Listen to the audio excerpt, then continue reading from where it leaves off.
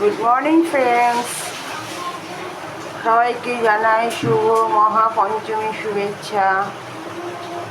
তারপর বলো তোমরা সবাই কেমন আছো? আশা করি ভালো আছো। দিনটা তোমাদের খুব ভালো কাটুক।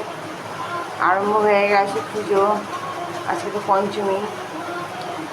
আমি এই সকালের ব্লগ নিয়ে তোমাদের সামনে শেয়ার করতে চলে এলাম। চা করছি, তাই ভাবলাম একটু তোমাদের সাথে গল্পও করি, চাটাও হোক।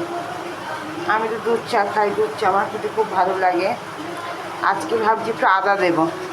এই যে আদাটা থেতো করে রেখেছি, আদাটা দিয়ে দেবো। আগেই দাম কিন্তু স্ট্রং গন্ধ হয়ে যায়, যাতে হালকা একটু গন্ধ হয়, তাই জন্য শেষে দিচ্ছি, এখন দিয়ে দেবো।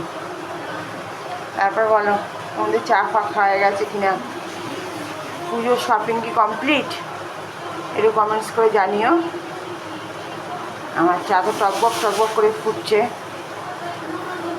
বড়মশাই বাড়িতে আছে, আজকে থেকে ছুটি। ও তো দুধ চা খায় না, ও গ্রিন টি খায়। ওরটা পরে আলাদা করে করবো। ও এখন স্নান করছে, পুজো পাঠ করবে, তারপর চা খাবে। আর ছেলেকে তো ওটস, প্রতিদিন সকালে ওটস আর দুধটা খাওয়াই। চলো। খুব সুন্দর গন্ধ বেরিয়েছে, যে আদা দিয়েছি না বন্ধুরা, খুব সুন্দর একটা গন্ধ বেরোচ্ছে। এই হালকা গন্ধটাই ভালো লাগে। ঠিক আছে, চলো তোমরাও খাওয়া দাওয়া, তোমরা চাটা খাও। দেখা হবে ব্রেকফাস্টের সময়। ভালো থেকো, সুস্থ থেকো, সাবধানে থেকো। ভালো লাগলে লাইক করে দিও।